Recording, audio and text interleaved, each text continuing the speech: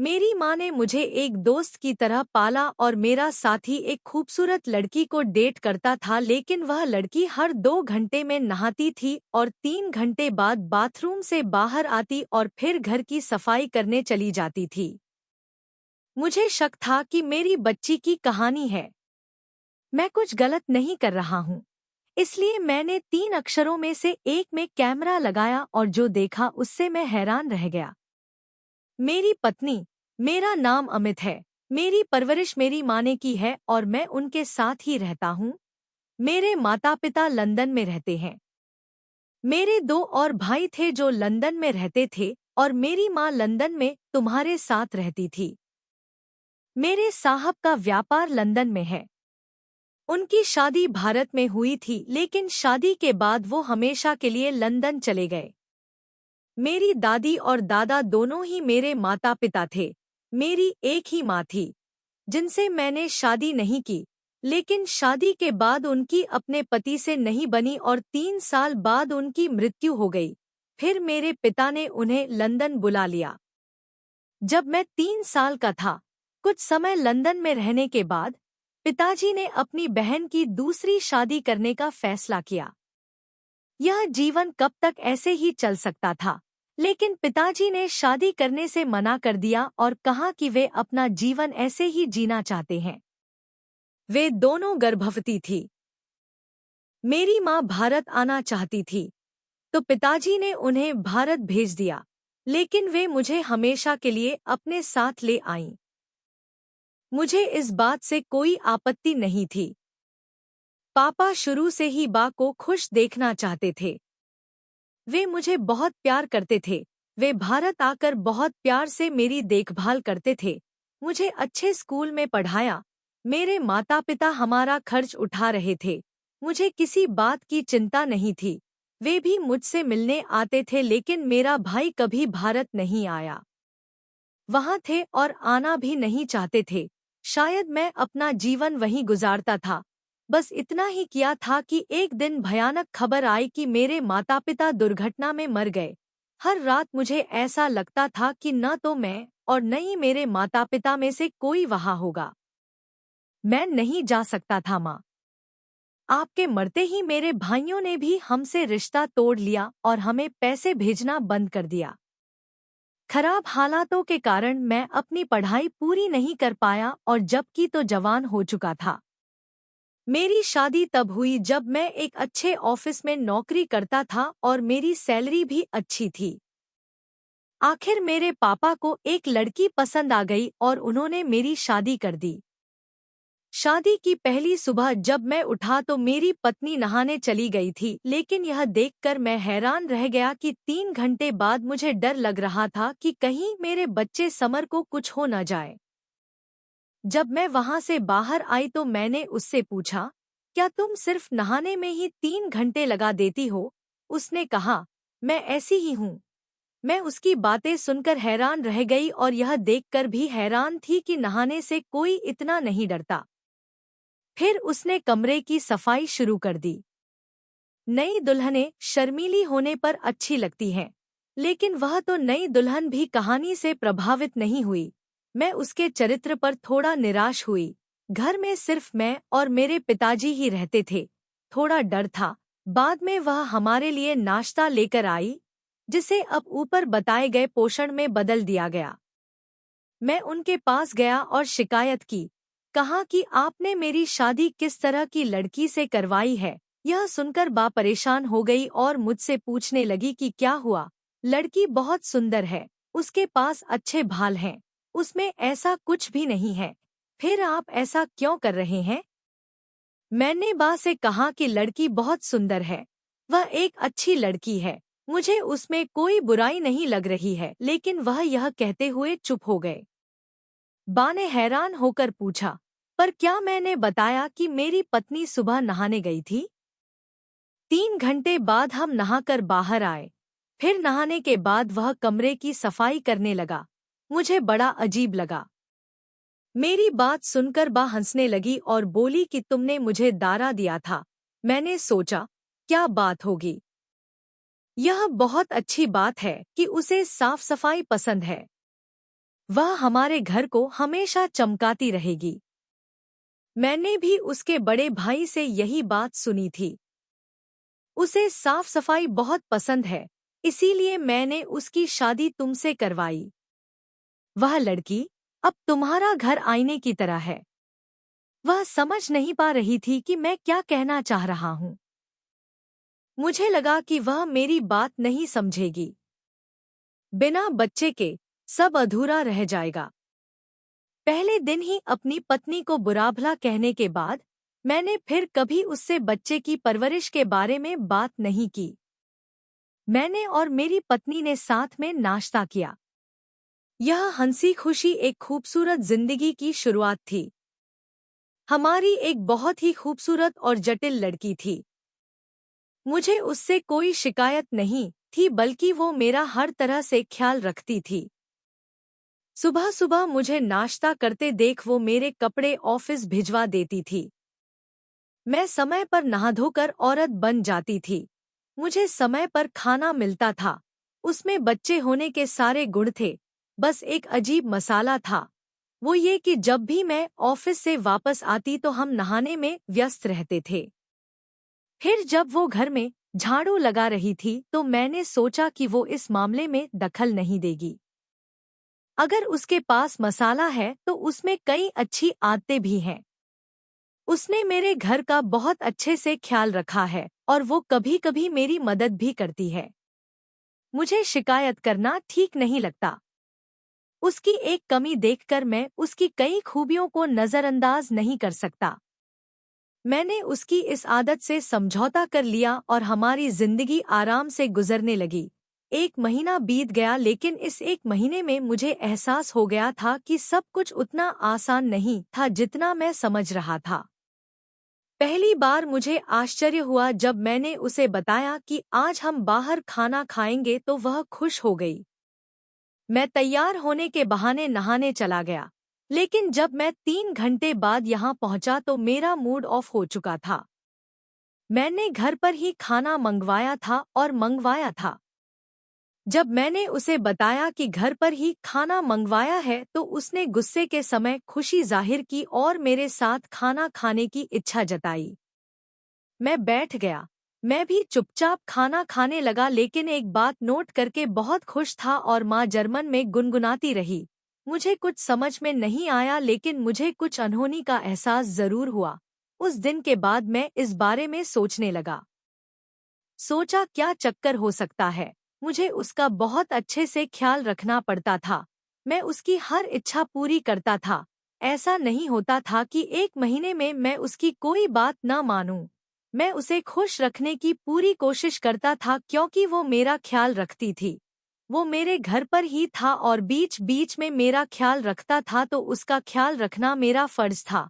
पर आज पहली बार मुझे लग रहा था कि मेरी जिंदगी में जरूर कुछ चल रहा है।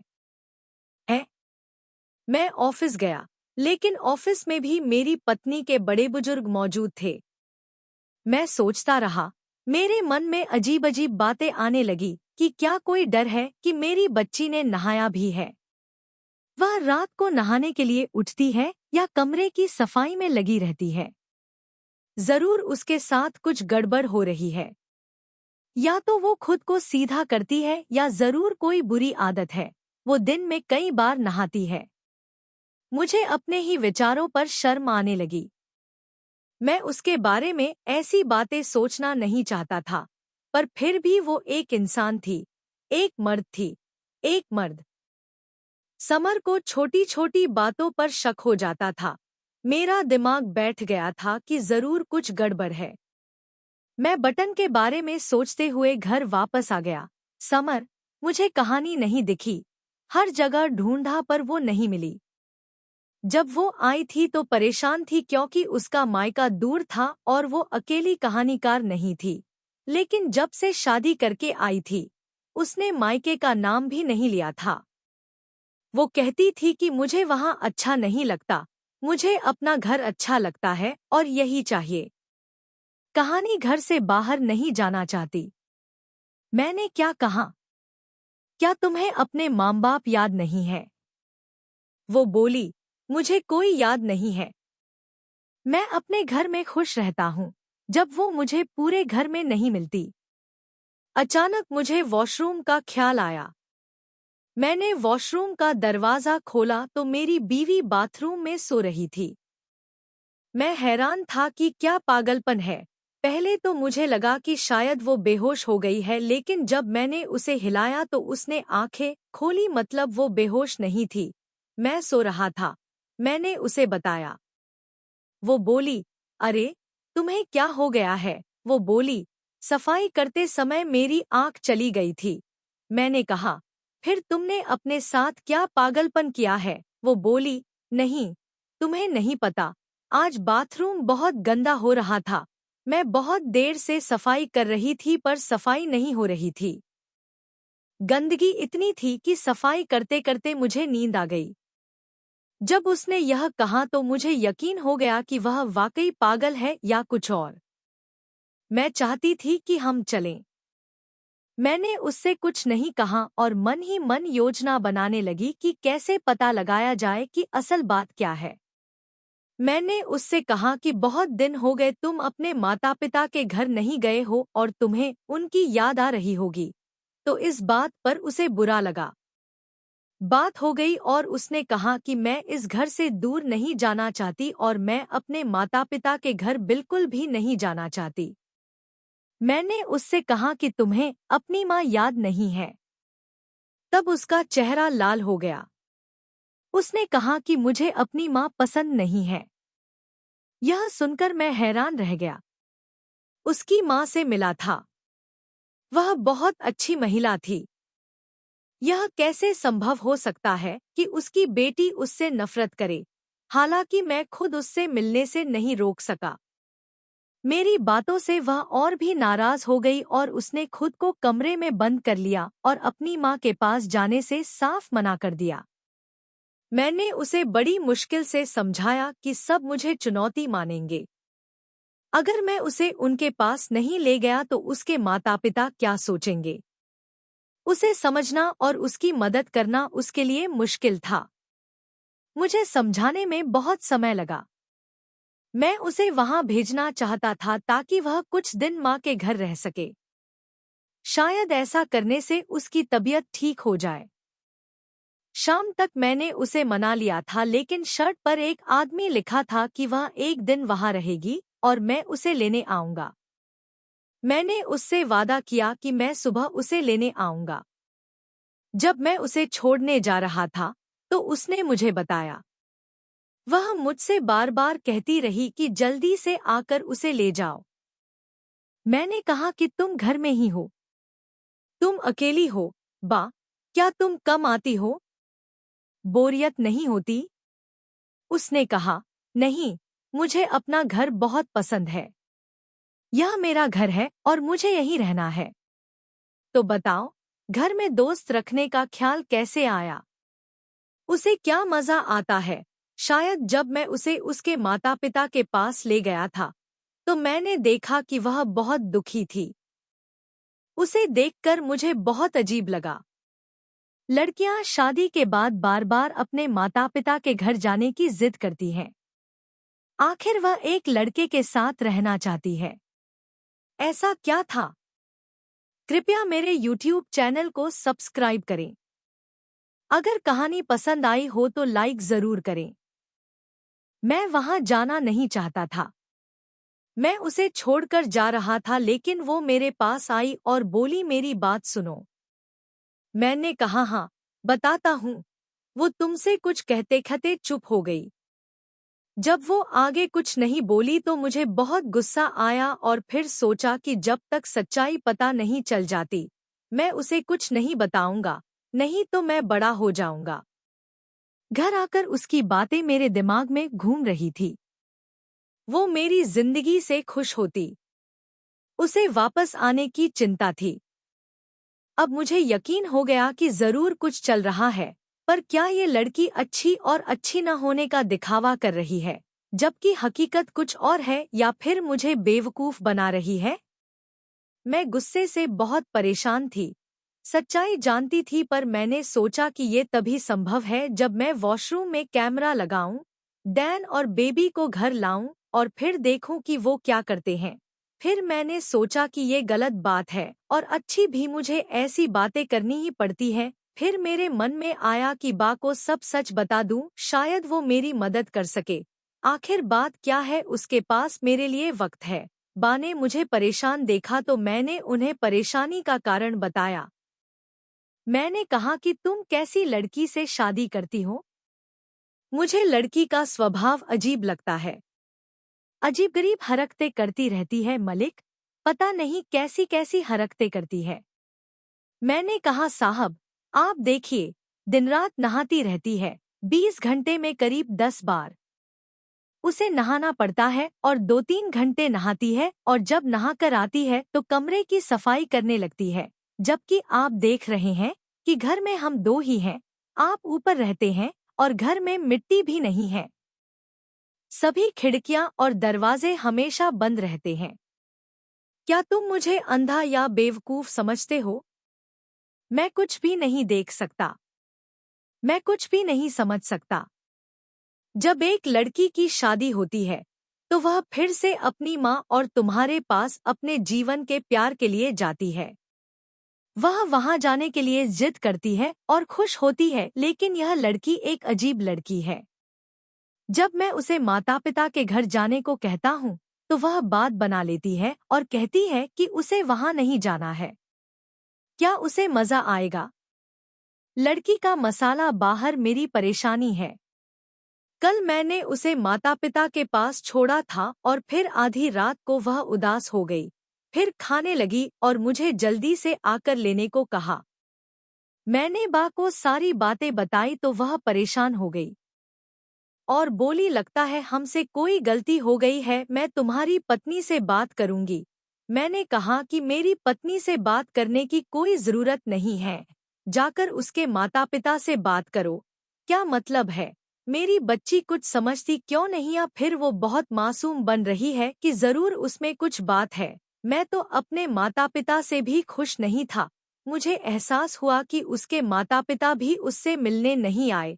इस बात से जाहिर होता है जरूर उसने लड़की से कोई गलती की है, जिसकी वजह से उसकी माँ उससे नाराज है और उससे मिलने नहीं आती। कल जब मैं उसे वहां लेकर गई तो देखा कि वो पहले से ही खुश था, लेकिन उसकी माँ भी उसे देखकर खुश हो गई। कुछ खास नहीं हुआ। ये सुनने के बाद बा ने कहा, चिंता मत करो, मैं उसके घरवालों से बात करूंगी। मैं उसके खाने पर गई और अपने बच्चे को वापस ले आई। मैं मानसिक रूप से बहुत परेशान हो गई थी और मैंने उससे बात करना बंद कर दिया था। वैसे ही मैं उसे घर लेकर आई थी।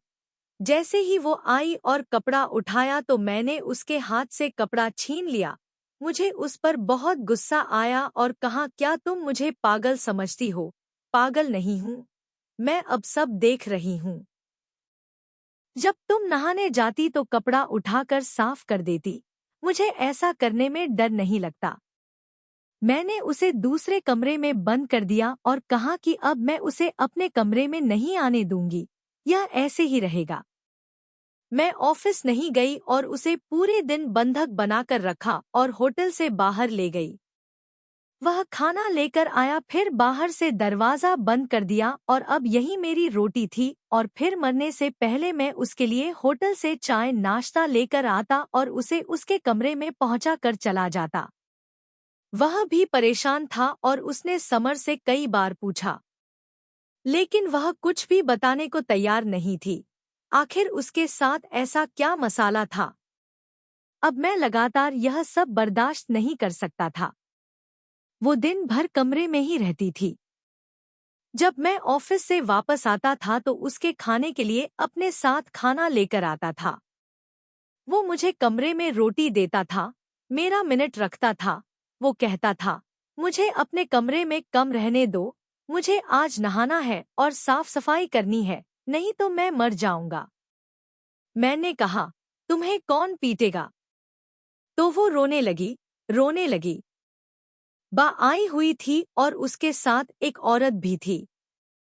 बा ने मुझे समझाया और कहा, शांत रहो अमित, मेरी बात सुनो। इस औरत ने मुझे बताया है कि मैं समर की मुरीद हूँ। छोटी सी बच्ची पर थोड़ा दिमाग लगाया था, पर बड़ी और छोटी घर की सफाई की जिम्मेदारी किसी पागल औरत का डर था। जब सभी बच्चे खेलने चले जाते थे तो समायरा सफाई करती थी। एक बार जब वह सफाई करती थी तो उसकी माँ उससे कहती थी कि तुमने ठीक से सफाई नहीं की, दोबारा करो, मैं फिर कर दूंगी। वह सफाई करती थी। फिर एक दिन अचानक उसने मुझे फोन किया और कहा कि उसे चोट लग गई है, तुम जल्दी से यहाँ आओ। यह सुनकर मैं वहां दाऊदी के पास गया और देखा कि वह बहुत घायल अवस्था में फर्श पर पड़ी थी। मैंने अपने भाई से पूछा ये सब क्या है, तो उसने कहा तेरी पागल भाभी ने इसकी ये हालत कर दी है। हम डॉक्टर के पास ले गए, उसके घाव ठीक होने में बहुत समय लगा। फिर मैंने समायरा से पूछा क्या हुआ था, तो उसने कहा ये मेरे कपड़े हैं, बहुत मिले हैं, मुझसे बदबू आ रही है, नहाना भी है और घर भी साफ करना है, नहीं तो माँ मार देगी। मैंने कहा बेटा हो गया, वो बार बार कहते रहे और मुझे नहाना है, बदबू आ रही है, जबकि वो बिल्कुल साफ कपड़े पहने हुए थे और बदबू भी नहीं आ रही थी। जब वो ठीक हो गई और हम उसे अस्पताल से घर ले आए, घर आते ही उसने कमरा साफ किया और नहाने चली गई। फिर वो 2 घंटे तक नहाते रहे। मुझे समझ आ गया, सोचा कि लड़की के दिमाग पर असर हुआ है। मैं उसे बहुत समझता हूँ, पर वो यही कहती है कि माँ मुझे फिर मारेगी। तुमने मुझे बताया था कि उसने अपना घर साफ नहीं किया था और वो बच्चों के साथ खेलती रही। इस वजह से उसके कपड़े खराब हो गए और पसीने की वजह से बदबू भी आ रही थी, पर उसकी माँ उसका ये हाल कर देती थी। मुझे इस समय समझ में आया कि समायरा के मन में वह बात बैठ गई है, क्योंकि इस उम्र में जो बात मैंने समायरा से कही थी कि बच्चे के दिमाग का इलाज करवाओ, वह मन की शादी हो गई है। लेकिन मैं अपनी ही दुनिया में मस्त रहता था। उसने समायरा का इलाज नहीं करवाया। मुझे इस बात का बहुत दुख है, पर मुझे नहीं पता था कि समय के साथ उसकी बीमारी इतनी गंभीर हो जाएगी कि वो शादी के बाद भी ये सब करेगी। समायरा के पति ने मुझे पूरी सच्चाई बता दी थी। अब मैं समझ चुका था कि ये बचपन की बातें उसी की थी। ये मेरे दिमाग में घर कर गया था और मैं उसे एक किरदार, एक मासूम लड़की के रूप में सोच रहा था।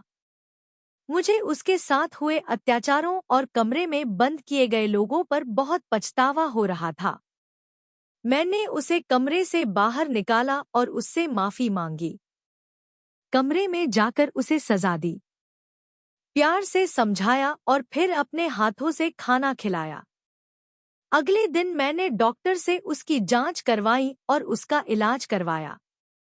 डॉक्टर ने कहा कि अगर तुम पहले गए होते तो वह बहुत पहले ही ठीक हो जाती, लेकिन अभी थोड़ा समय लगेगा, वह 1 साल की उम्र तक पूरी तरह ठीक हो जाएगी।